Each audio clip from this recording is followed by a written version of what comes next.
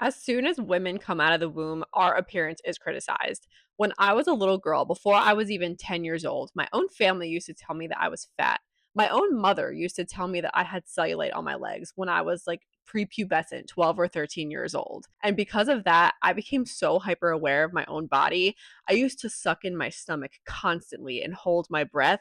And I started breathing in through my ribs instead of through my diaphragm and my stomach, like we're supposed to breathe. And because of that, I developed flared ribs from constantly breathing the wrong way before I was even fully developed. I was so self conscious from those experiences, even before social media came out. And when it did come out and when it became popular at that time was when BBL culture started. And I have a very athletic build. So my For You pages, or at the time, it wasn't even For You page, it was just my regular feed was flooded with quote unquote ideal bodies that looked absolutely nothing like mine. And it shredded my confidence even worse, if you can imagine. So at that point, my insecurities were rooted in me so deep. I thought I had a laundry list of shit to fix about myself before I would ever feel happy and confident. Doing any form of self care felt like a drop in the bucket to get me from where I thought I was to where I thought I wanted to go, and I could never be consistent, so I frequently gave up because the overwhelm from trying to do everything we're supposed to do to take care of ourselves was so intense. Apparently, to take proper care of yourself, you have to be in the gym 4 to 5 days a week. You have to meal prep healthy meals every week. You have to have a 5 step skincare routine morning and night. You have to have a hair care routine, especially for someone like me who struggles with chronic hair shedding, which I'll talk about later. We also have to comb through so much content about what products work well for what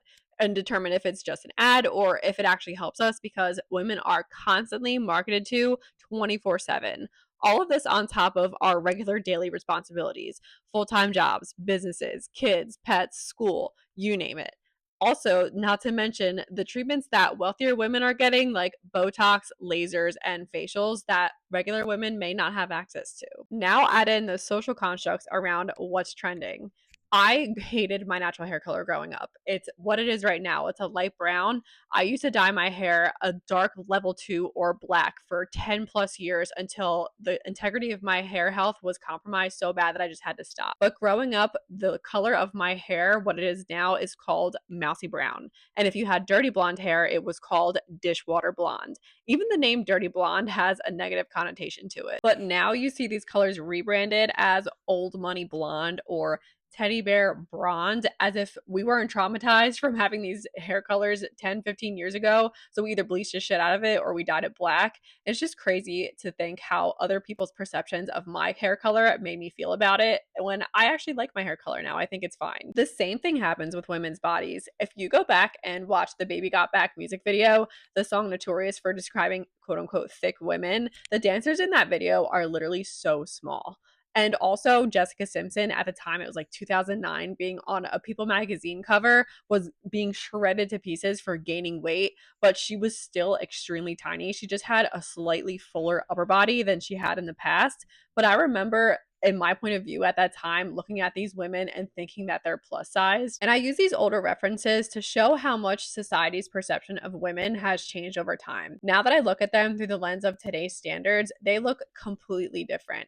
And it's not fair that we're subject to this type of scrutiny that has no merit whatsoever. And we should never let that define our own beauty. Regular women like you and I are so burned out from this insanity, yet a lot of the time we still feel inadequate. I wish I understood back then that I was and still am beautiful in my own way, and all I had to do was create routines that support me looking and feeling like the best version of myself. I still admittedly compare myself to women I see on social media, but instead of putting myself down, I try to compare myself to women who look like me and have a similar build for, say, gym inspiration. I'm never going to look like someone who has a pear shape, and I'm never going to look like someone who's 5 foot tall as someone who is 5'5", and that's completely okay. I have to and want to tailor my goals around loving and improving myself and my own unique traits. As I'm getting older, approaching my 30s, I'm much more focused on what truly matters in life and what's going to make me happy. I'm also looking for things that fit me and my lifestyle versus me looking to fit in with the current standard and for external validation. I'm working on becoming the best version of myself, and I am looking for people, places, and things that are attracted to that and align with that. You too have been programmed by society, pop culture, peers, and family to make you believe that you are or aren't beautiful enough.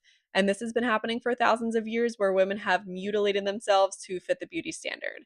And as intelligent as we are today to see through it, we are still plagued by this conditioning by modern society for monetary gain. What we consider to be flaws has been invented or amplified by the beauty industry to profit off of our insecurities. It's okay to acknowledge you have an issue or an insecurity that needs a solution.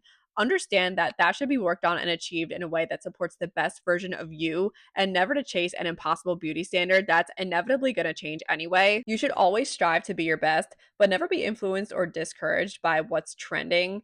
Women's bodies are not a trend, and as difficult as it is to feel like an outlier from what's considered attractive or desirable, you have to stay true to yourself. I know a lot of us start self care routines and expect quick, dramatic results, but the truth is, any long lasting change is going to take time and consistency. There's no shortcut to improve your overall health and appearance unless you go book an appointment at a med spa. Otherwise, there is another way you can work on improving your looks and feeling more confident without burning out. The best way to get started is to focus on your biggest insecurity and then ask yourself how much of it is in your control. If you have an athletic build like me and you're dying to look like a Kardashian, unless you have thousands of dollars lying around for plastic surgery, I'm sorry to tell you, you're probably not going to achieve that build.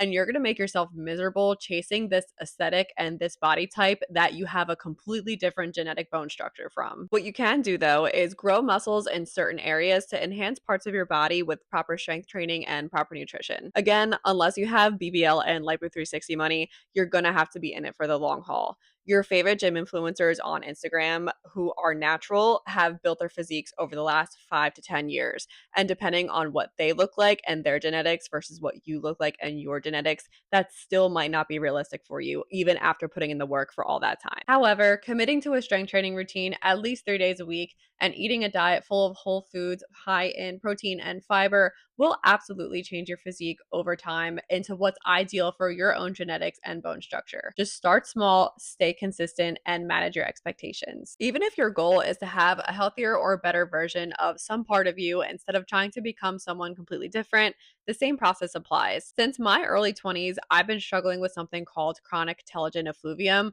which is chronic hair shedding, and I have lost a significant amount of hair, so much that it has devastated my confidence. I used to have hair down to my lower back, like 6 inches longer than it is right now, and about triple the density, probably even more than that. And at first, I didn't really investigate into why. I noticed the shedding like crazy, but I thought it would kind of resolve on its own because I was young. I was like, I'm young. There's no reason for me to have this kind of problem. And when it didn't resolve, that's when I focused on what I could control. So I went to visit a dermatologist and they took a scalp biopsy, which was really uncomfortable but necessary because they had to determine what kind of shedding I was experiencing.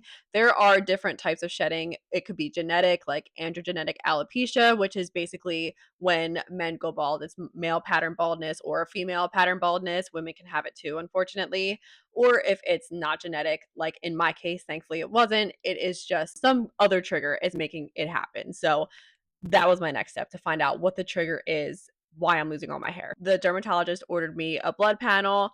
I got my hormones tested. Everything came back fine. I did have some vitamin deficiencies that are linked to hair loss, like low vitamin D and low ferritin, which is your iron stores.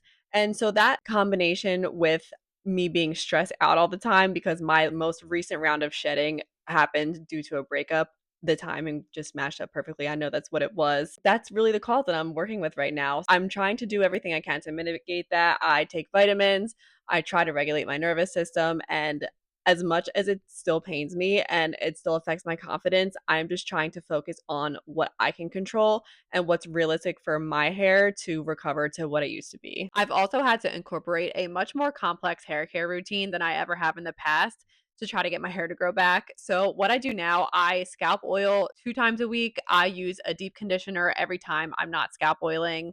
I do scalp massages, all to try to simulate hair growth and to protect my length, to keep length retention. And unfortunately, with hair growth, and like a lot of things, it takes forever to see results. I really won't see great results. I'll probably notice hair growth in like 3 to 6 months at the earliest, like little new growth sprouting out of my head. But to actually see a fuller, denser, longer head of hair on myself, it's gonna take about 2 to 3 years minimum. And I know that sounds really discouraging. It's discouraging for me, but I have to manage my expectations with what's possible for my hair. I know learning that the results you're desperate for right now is going to take a long time is really discouraging, but I promise when you get started in the process and you start seeing little results, you're going to get little dopamine hits and more motivation to keep going. The hardest part is starting and staying consistent in the beginning when you see absolutely no reward for your actions. But over time, it's going to become addicting when you actually notice those results, and it's going to be so much easier to stick to your routine. It's also rare that us women look in the mirror and we only notice one thing that we want to improve.